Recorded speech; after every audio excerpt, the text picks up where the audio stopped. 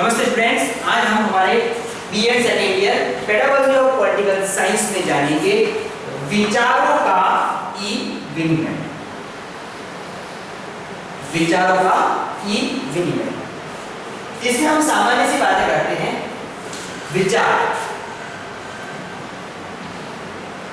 विचार हो सकते हैं किसी भी व्यक्ति के,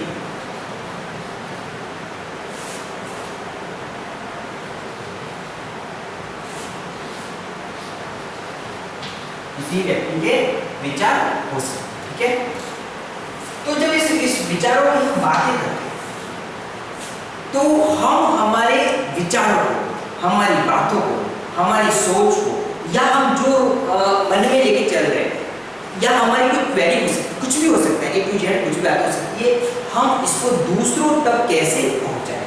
बात आती है हमारे माध्यम की, कि वो कौन सा माध्यम है जिससे हम अपनी बातों को दूसरों तक पहुंचाने का कार्य करें। जब हम इस माध्यम की बातें करते हैं तो आज से कुछ समय पूर्व या कुछ सालों पूर्व, 15-20 सालों पूर्व, हम ये कल्पना नहीं कर सकते थे कि हम कुछ ही सेकंड में, कुछ ही पलों में अपनी बातों को दूसरे तक पहुंचा पाए। या फिर हमको किसी से बात भी करनी होती है तो आज से 30-35 साल पूर्व एक संदेश या एक तार या किसी पत्र को दूसरों को भेजा जाता था। वो पत्र जाने में समय लगता था, 15-20-1 महीने तक उसका उत्तर आता था, और इस तरीके से अपने विचारों को दूसरों को भेजने में काफी कठिनाइयां आती थी। लेकिन समय बदलता गया, परिस्थितियां बदलती गई, वैज्ञानिकता, नवीनता, इस टेक्नोलॉजी ने बहुत कुछ लाया, और इस परिवर्तन के साथ साथ आज हम ये कह सकते हैं कि वर्तमान समय में एक व्यक्ति अपने विचारों को दूसरे तक पहुंचाने में एक पल का भी समय नहीं लगता है और दूसरों तक पहुंचा देता है। तो विचारों का यही है। तो परिस्थिति के साथ जो सबसे इफेक्टिव चीज हमारे सामने आई थी, वो आई थी क्या? कंप्यूटर। हमारे पास कंप्यूटर आया। अब ये कंप्यूटर की हमको पता है कि प्रथम पीढ़ी से लेकर इसका आविष्कार हुआ। इसकी जनरेशन की आपने पढ़ी है आईसीटी में कि प्रथम पीढ़ी के जो कंप्यूटर थे, धीरे धीरे उससे व्यक्ति या मानव ने अपनी जो भी कार्य प्रणाली उसको काफी आसान कर दिया। कंप्यूटर के जरिए एक व्यक्ति अपने कार्य को आसान कर लेगा। ये सामान्य सी बात है। हम विचारों का विनिमय में पढ़ रहे हैं, लेकिन हम इसके बेसिक से स्टार्ट करते हैं कि इस विचारों का विनिमय अचानक से नहीं आया, ये कैसे प्रारंभ होता है। सब से पहले कंप्यूटर आया।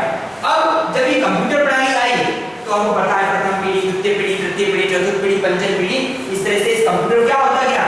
इस कंप्यूटर का होता गया आविष्कार। और इसी आविष्कार के परिणाम स्वरूप क्या आया हमारे सामने? हमारे सामने आया इंटरनेट। ठीक है, इसमें एक चीज और हम ले लेते हैं कि कंप्यूटर का जो छोटा रूप जो हमारे पास आ रही है, लगभग लोगों में सेल होता है क्या? लैपटॉप। ठीक है, तो धीरे धीरे ये दोनों साथ में ही लगभग मान चलो कंप्यूटर ने इंटरनेट का आविष्कार किया। अब जो ये इंटरनेट प्रणाली है, टेक्नोलॉजी है, इसने मनुष्य को काफी हद तक एक दूसरे से जोड़ दिया। मनुष्य की कार्य प्रणाली से लेकर मनुष्य की सारी एक्टिविटियां इस बेस पर होने लगी। चाहे हम एजुकेशन की बातें करें, चाहे हम जॉब की बातें करें, चाहे हम लोगों को कनेक्ट करने की बात करो, हम बिजनेस की बातें करो, हम राजनीति की बातें करें, सारी की सारी बातें अब इससे होने लगी। अब इंटरनेट आया। अब इंटरनेट भी अपने एक अचानक से हर व्यक्ति तक नहीं पहुंचा, ये धीरे धीरे चरणबद्ध तरीके से लोगों तक पहुंचा। प्रारंभिक तौर पर इंटरनेट कुछ सेलेक्टेड लोगों के पास ही था जिसका वो उपयोग कर सकते थे। एक सामान्य व्यक्ति को इसका उपयोग करने के लिए शायद थोड़ा मुश्किल होता था, वो किसी साइबर कैफे पे जाता था और उसके जरिए इस इंटरनेट का अपनी कार्य को कर सकता था। चाहे वो एजुकेशन से रिलेटेड हो, अपने बिजनेस से रिलेटेड हो, उसको जाना पड़ता। लेकिन मैंने कहा कि इस चरणबद्ध तरीके से तो भी इंटरनेट भी धीरे धीरे लोगों तक पहुंचने लगा, और हम ये कह सकते हैं इंटरनेट पहले मोबाइल फोन, यानी कि हम कह सकते हैं कि इसके बिना हम हमारे सेल फोन मोबाइल की कल्पना कर नहीं सकते। हमारा फोन कितना भी महंगा हो, लेकिन जब तक ये चीज उसके अंदर नहीं है तो उसकी वैल्यू हम ये मान सकते हैं कि शून्य के बराबर है, उसकी कोई वैल्यू नहीं है। तो इंटरनेट है तो उसकी वैल्यू ऑटोमेटिकली बढ़ जाती है। तो इस इंटरनेट ने एक इंसान को, मानव को काफी कुछ क्या कराया है, सिखाया है, सिखाया, ठीक है ना। और इस सिखाने के साथ साथ उसको क्या करा है, आगे बढ़ाया, ठीक है। तो इंटरनेट आने से ही हम ये कह सकते हैं हमारे विचारों का विनिमय होने लगा। ये हमने बात करी सामने की। अब हम इस टॉपिक से रिलेटेड और आगे बढ़ते हैं।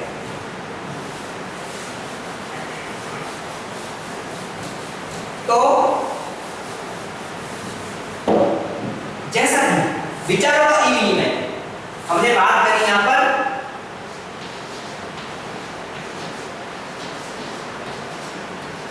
कंप्यूटर, फिर आ जाता है हमारा लैपटॉप जो इसी का एक पार्ट है, और फिर आ जाता है हमारा मोबाइल, ठीक है। कंप्यूटर, लैपटॉप और मोबाइल, ये तीनों एक दूसरे, ठीक है ना।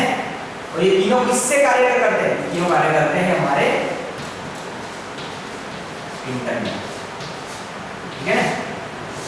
अब इस इंटरनेट की सहायता से हम हमारी कार्यप्रणाली को बहुत ही आसान बना रहे हैं। वर्तमान समय में जब हम बातें करते हैं कि वर्क एट होम की बातें आ रही है, वर्क एट होम एजुकेशन की बातें करते हैं, तो एजुकेशन एट होम, ठीक है ना, हम बहुत सी ऐसी बातें कर रहे हैं। तो इसी के साथ हम ये कह सकते हैं कि इस इंटरनेट ने लोगों को काफी सुविधाएं दी है। अब हम आते हैं विचारों का विनिमय। तो विचार यानी कि हमारी सोच, आज कोई भी क्वेरी होती है या कोई भी समस्या होती है, हम क्या करते हैं, सीधा गूगल पे जाते हैं, सर्च करते हैं, हमारा सॉल्यूशन हमारे पास आता है। या फिर आज गूगल असिस्टेंट जैसी फैसिलिटी भी हमको प्रोवाइड कर रही है। गूगल असिस्टेंट जिससे हम कुछ भी पूछते हैं वो हमको रिलेटेड आंसर दे देता है। तो हमारी फैसिलिटी हमको इस इंटरनेट के जरिए मिली है। एक मनुष्य या व्यक्ति कंप्यूटर की सहायता से, लैपटॉप की सहायता से, मोबाइल की सहायता से, इंटरनेट में आपको पता है कि 2G, 3G, 4G और 5G की बात भी होती है। ये सब क्या होती है, ये सब स्पीड बेस्ड है, स्पीड की बात करते हैं। तो हम सभी 4G का यूज करते हैं। तो इस इंटरनेट से हम देखते हैं कि हम कुछ भी जानना चाहते हैं, हम पर सेकंड में, कुछ समय में हम कुछ आंसर प्राप्त कर देते हैं। अब जो परिस्थिति हमारे सामने उत्पन्न हुई है, क्या हुई है, कोरोना। इस कोरोना महामारी ने हमको बहुत कुछ सिखाया है। अब हम हमारी लाइफ को रोक तो नहीं सकते, उसको आगे बढ़ाना है, हमको जॉब भी करनी है, हमको एजुकेशन भी लेनी है, हमको देश भी, सरकार को देश भी आगे चलाना है, और कुल मिलाकर अब दुनिया को आगे बढ़ना है। तो ये नहीं होता तो शायद काफी समस्याओं का सामना करना पड़ जाता है। व्यक्ति आगे की बढ़ने से 10 बार सोचता है, लेकिन इसके जरिए सारा काम आसानी से हो रहा है। आज एक स्टूडेंट घर बैठे इंटरनेट की सहायता से क्या ले रहा है, एजुकेशन ले रहा है, पढ़ाई कर रहा है, शिक्षा ग्रहण कर रहा है। तो वो अपने टीचर से कोई भी क्वेरी होती है वो आसानी से पूछ सकता है। इवनिंग में साधारण कॉलिंग की टीचर से क्वेरी हो पूछ सकते हैं। ऑनलाइन व्हाट्सएप ग्रुप होते हैं, टेलीग्राम ग्रुप्स होते हैं, बहुत से फेसबुक ग्रुप्स, एजुकेशनल ग्रुप होते हैं जिसमें स्टूडेंट आपस में ग्रुप्स बनाकर अपनी एजुकेशन ले सकते हैं, टीचर्स ऐड करते हैं। गूगल क्लासरूम्स होती है, हमने इस बार जाना है गूगल क्लासरूम में भी एज अ जो कक्षा का क्लासरूम में हमने ऑनलाइन बैठा दिया है इंटरनेट के जरिए, उसको बोल दिया हमने गूगल क्लासरूम। वहाँ पर टीचर्स होंगे, स्टूडेंट्स होंगे, क्लासेस चलेगी, होमवर्क होगा और आपस में कम्युनिकेशन बनेगा, क्वेरीज होगी, स्टूडेंट्स टीचर से कर सकते हैं, टीचर्स का सॉल्यूशन देंगे। ये सारी बातें, ये सामान्य बातें होती है। प्लस एक स्टूडेंट को अपनी जो क्वेरी है अगर किसी अदर से पूछनी हो, अपने देश से बाहर जाना हो, यानी कि ऑनलाइन किसी अदर एक्सपर्ट जो देश से बाहर है उससे कुछ करना हो, तो वो भी उससे आसानी से पूछ सकता है। तो इस विचारों के विनिमय की हमने बात करी, तो दो जरिए है, या तो हम बोल सकते हैं, जैसे कि बहुत से आजकल ऐप है, हम बातें करते हैं, गूगल मीट की बातें करते हैं, हम वेबएक्स की बातें करते हैं, हम बहुत से ऐसे ऑनलाइन प्लेटफॉर्म की बातें करते हैं जहाँ पर ये बातें संभव हो पाई है। फेस टू फेस हम सब कनेक्ट हो जाते हैं और आपस में जो भी डिस्कशन है रिलेटेड एजुकेशन वो सारी चीज कर सकते हैं। बिजनेस वाले बिजनेस पर्पस से करते हैं, सबका अलग अलग एरियाज है, ये चीज हो जाती है। इसके अलावा हम किसी भी पर्सन से ऑनलाइन चैटिंग भी कर सकते हैं। चैटिंग एक ऐसा माध्यम है जिससे हम बिना किसी घबराहट के झिझक के कोई भी कर सकते हैं और उसके आंसर या क्वेरी का उसके आंसर का वेट करते हैं और हमारी क्वेरी को हम शांत करते हैं। तो इस तरीके से विचारों का विनिमय में बहुत कुछ फायदेमंद हुआ है। अब इंटरनेट है, तो इंटरनेट के जो मैंने आपको तरीके बताए, इसे बहुत से तरीके में बताया है कि या तो जो हमारे वेब ब्राउजर है,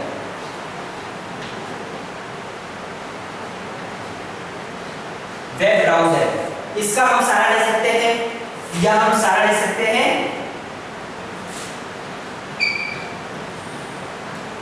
सोशल साइट का सहारा ले सकते हैं, ठीक है, या फिर हम ले सकते हैं जो भी गूगल मीट, वेबएक्स, इस तरह के प्लेटफॉर्म का सहारा ले सकते हैं, जिनके जरिए हम हमारे विचारों की मतलब हमारी जो ई विनिमय हमारी हम जो सोच है उसको हम दूसरों तक पहुंचा सकते हैं। तो यह है हमारा विचारों का ई विनिमय। अब हम इसको जानते हैं कि जो विचारों का ई विनिमय वर्तमान शिक्षक के लिए क्यों जरूरी है। किसी भी एक शिक्षक को इस ई विनिमय की आवश्यकता पड़ती है। जब हम इस पेशे से जुड़ गए हैं, शिक्षक बन गए हैं, तो हम ये नहीं कह सकते कि हमको इंटरनेट या इसका यूज करना नहीं आता। लेकिन हम वर्तमान की जनरेशन से तो ये बात करेंगे ही कि इसमें ज़्यादा एक्सपर्ट है, लेकिन हम एज ए टीचर इसका जितना यूज करेंगे हम हमारे अंदर उतनी ही इम्प्रूवमेंट लाएंगे। हम हमारी टीचिंग स्किल में बहुत अच्छा एक ग्रोथ ला सकते हैं। इसलिए एक वर्तमान शिक्षक के लिए विचारों का ई विनिमय करना बहुत ही जरूरी है। वो किस तरीके से इसको हम पॉइंट वाइज समझते हैं, तो हमारा पॉइंट है वर्तमान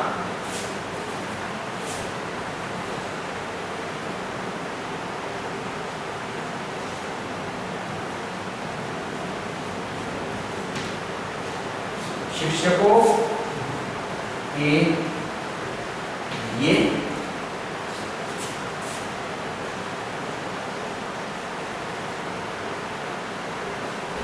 आवश्यक, वर्तमान शिक्षकों के लिए आवश्यक। और वर्तमान शिक्षकों के लिए किस तरीके से आवश्यक है, सबसे पहला पॉइंट है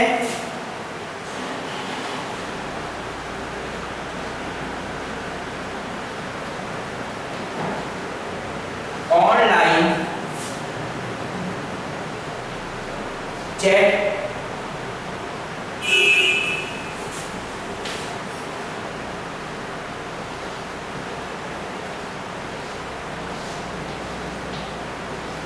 करने से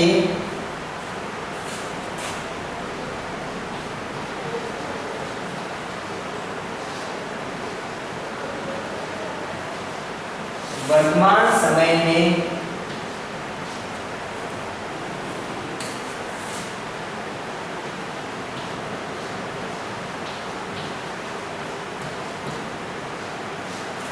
शिक्षकों को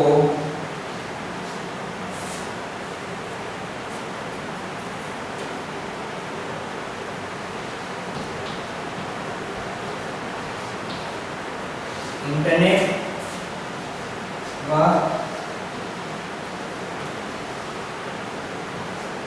कंप्यूटर के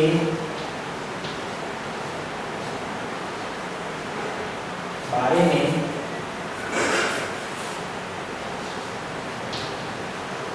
ज्ञान प्राप्त होता। पहली बात हमने यहाँ पर रखी कि ऑनलाइन चैट वर्तमान शिक्षकों के लिए इसलिए भी जरूरी है कि में जब करते हैं कि ऑनलाइन चैट करने से वर्तमान समय में शिक्षकों को इंटरनेट और कंप्यूटर के बारे में ज्ञान प्राप्त होता है, नॉलेज। एक टीचर्स को इसका नॉलेज होना जरूरी है क्योंकि उसको बच्चों के भविष्य के लिए कार्य करना है, साथ ही साथ अपने आप को बेहतर टीचर के रूप में पेश करना है, अपने अंदर बेहतर स्किल का डेवलप करना है। इसके लिए अगर वो ऑनलाइन चैट का सहारा लेगा तो वह दूसरों से कुछ जानने का करेगा, उसको टेक्निकली नॉलेज होगा, कंप्यूटर का नॉलेज होगा, इंटरनेट का यूज करने का नॉलेज होगा। हम देखते हैं वर्तमान समय में कई ऐसे पर्सन्स होते हैं जो दूसरों से पूछते हैं ये कैसे होगा, इसमें ये कैसे करना है, ये हमको करके बताओ, वो करके बताओ। ये चीजें दूसरों से पूछने की नहीं है। खास करके एक शिक्षक को दूसरों से नहीं पूछना है, उसको खुद सीखना है और अपने अंदर बेहतर ग्रोथ लानी, ताकि वो अपने दैनिक जीवन में इसका एक बेहतर तौर पे यूज कर सकते हैं। और अगर उसको यूज करना आ गया, अब उस बच्चों के लिए कैसे उसको यूज करना है तो वो भी अपने आप सीख जाएगा। तो इसीलिए शिक्षक को हमेशा ऑनलाइन चैट करने से इसके बारे में नॉलेज होता है। सेकंड बात हम इसको जानते हैं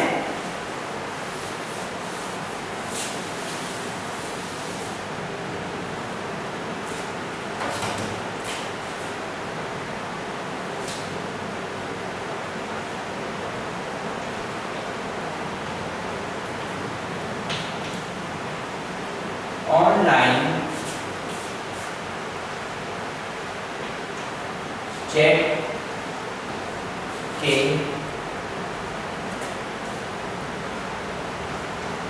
द्वारा धन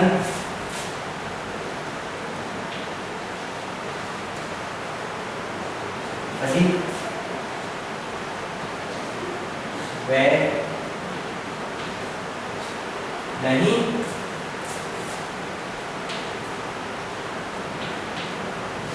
होता। ऑनलाइन संदर्भ में क्योंकि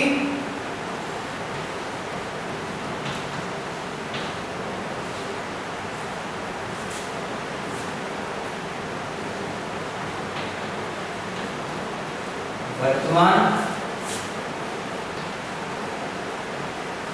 समय में इस तरह की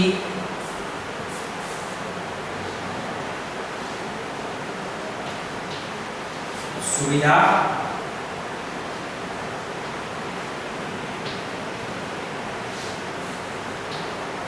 उपलब्ध है।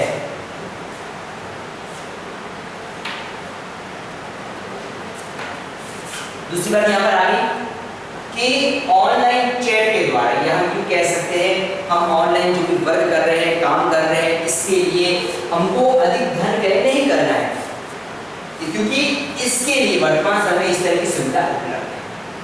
आज हमारे पास मोबाइल है, इंटरनेट है, तो इंटरनेट यूज करने के लिए हमको क्या कुछ ज़्यादा खर्चा नहीं करना। हम एज 300 रुपये के अंदर अंदर कोई भी जो कंपनी हमको इंटरनेट या जो भी फैसिलिटी प्रोवाइड कर रही है, स्कीम प्रोवाइड करते हैं, उसमें हम हमारी सारी कॉलिंग कर ले सकते हैं। तो उसमें हमको जो आज जो कंपनी हमको डेली की 1 GB 1.5 GB या 2 GB जो भी डेटा प्रोवाइड कर रहा है वो इतना मतलब हमारे लिए सही है, आसान है, सस्ता है कि हम उसके अंतर्गत हम आसानी से एक दिन में बहुत सा कार्य कर देते हैं। हमारे पास इतना डेटा, इतना नेट होता है कि हम जो भी जानना चाहते हैं, करना चाहते हैं वो हो जाता है। तो कम पैसे में या हमको अत्यधिक धन खर्च नहीं कर पड़ रहा है और आसानी से हम कोई भी कार्य आसानी से उपलब्ध कर पा रहे हैं। यानी कि हम एक ही स्थान बैठे कम खर्चे में, कम धन में हम हमारे कार्य को कर पा रहे हैं। अगला है इसमें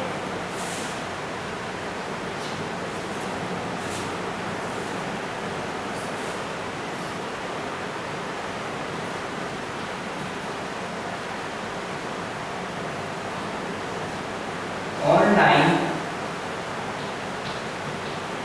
चैट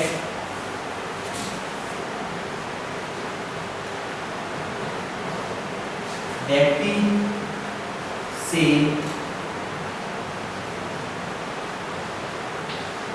व्यक्ति तथा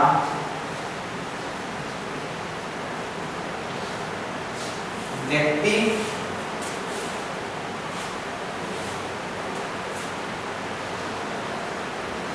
से समूह तक की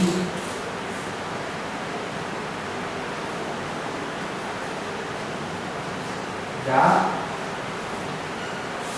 सकती है।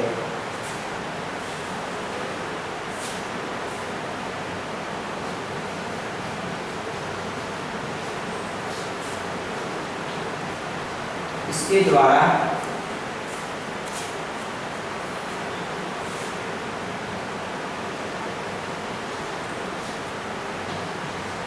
एक ही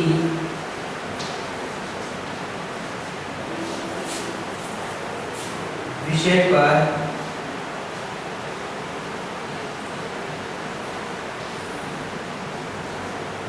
विभिन्न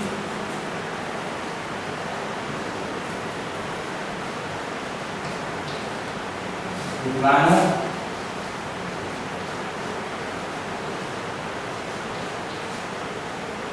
विचार ज्ञान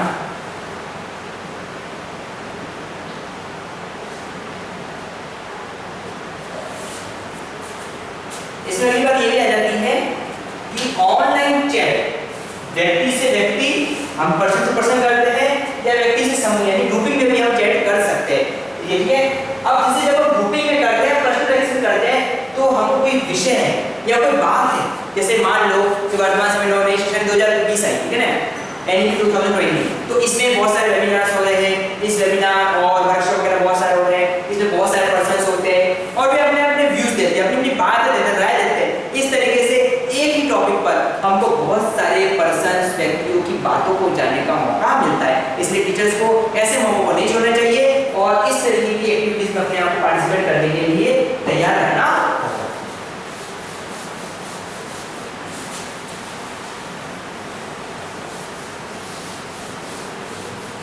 अगला है इसमें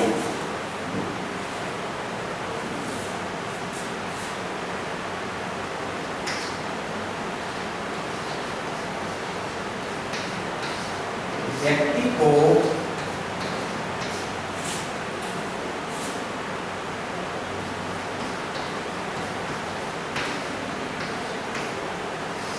टाइपिंग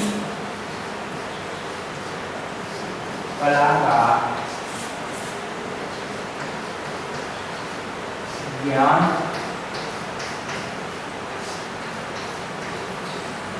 होता है। व्यक्ति को टाइपिंग कला का ज्ञान, अब टाइपिंग कला ये भी एक स्किल है, एक आर्ट है हमारी कि हम टाइपिंग किस तरीके से करते हैं।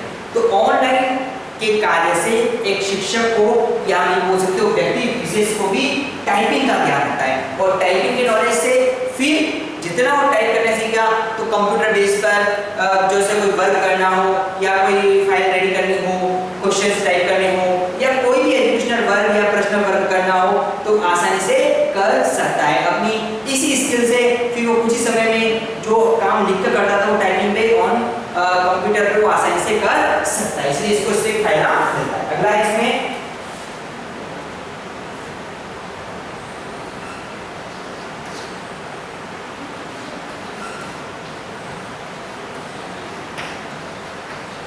ऑनलाइन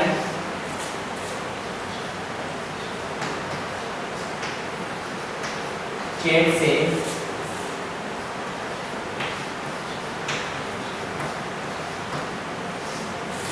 विषयों पर लिखित विचार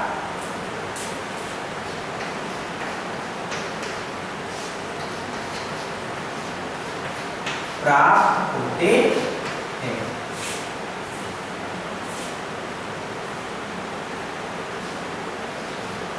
इन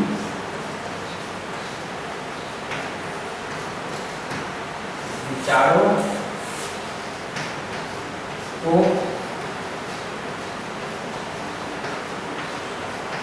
सुरक्षित रख सकते। एक बात यहाँ पर ध्यान रखिए कि ऑनलाइन चैट से विषयों पर, यानी जो भी हम काम कर रहे हैं, जिस विषय पर हम ज्ञान ले रहे हैं, उस पर लिखित विचार प्राप्त होंगे, यानी वो लिखकर हम टाइप करके भेज रहा है। अब हम इस चैटिंग को हम अपने अकॉर्डिंग कंप्यूटर पे, मोबाइल में सेव कर सकते हैं, और जब भी इसका यूज हो, यानी कि सेव करा हुआ है, सुरक्षित है, और हमको जब भी इसकी आवश्यकता हो, यानी कि मान लीजिए हमको किसी ने कोई एक डिटेल दी, ठीक है, या हमको कुछ बातें बताई और उस बात को हमने सेव रख दिया, अब वो बातें हम मान लो 2 दिन बाद की तो भूल जाए, लेकिन वो फिर हमारे पास सेव होगा तो हम उसको आसानी से वापस से पढ़ सकते हैं, उस बात को याद कर सकते हैं, ठीक है। तो इस तरीके से हम आसानी से उस ऑनलाइन चैट से बातों को सुरक्षित कर सकते हैं। अगली बात है लास्ट इसमें,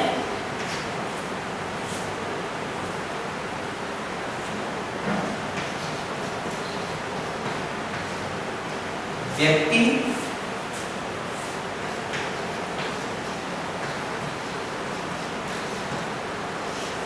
विदेशों में बैठे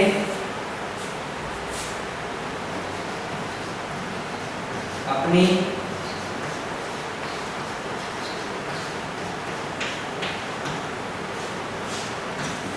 परिचितों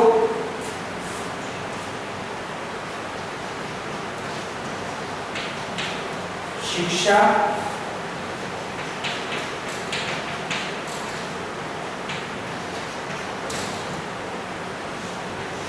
शास्त्रियों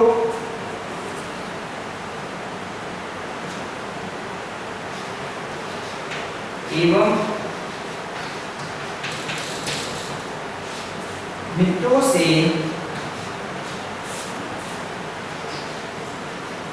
इस प्रकार बातें कर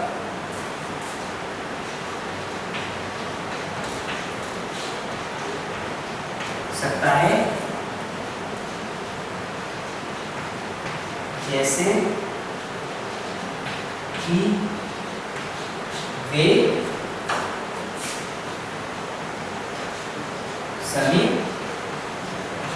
अब ऑनलाइन चैट में से भी एक बात फायदा वही मिलता है कि व्यक्ति विदेशों में बैठे अपने परिचित, शिक्षा शास्त्री और मित्रों से इस प्रकार बातें कर सकता है जैसे कि वे समीप है। जैसा कि हमने बात करी कि हमने जो ऑनलाइन प्लेटफॉर्म पे गूगल मीट, वेबएक्स जैसे है, इसमें हम फेस टू फेस बातें करते हैं, तो हम कहीं भी किसी भी कॉर्नर में किसी पर्सन को जोड़ रहे हैं, लेकिन हमको ऐसा लगता है कि वो जैसे हमारे समीप बैठा हुआ है, हम बातें भी कर सकते हैं, चैटिंग भी कर सकते हैं। इस तरह की सोशल साइट्स में चैटिंग करके हमको इस तरह का अनुभव होता है।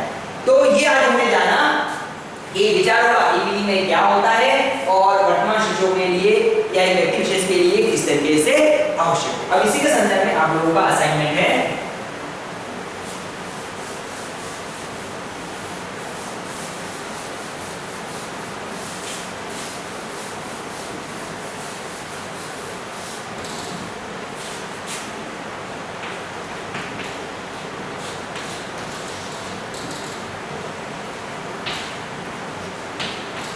विचारों का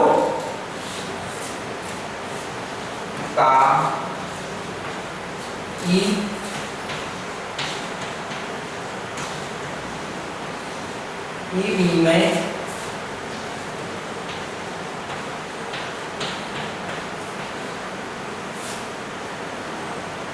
समझाते हुए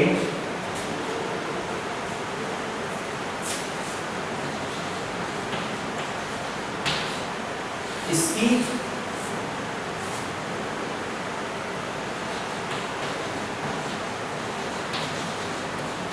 आवश्यकता को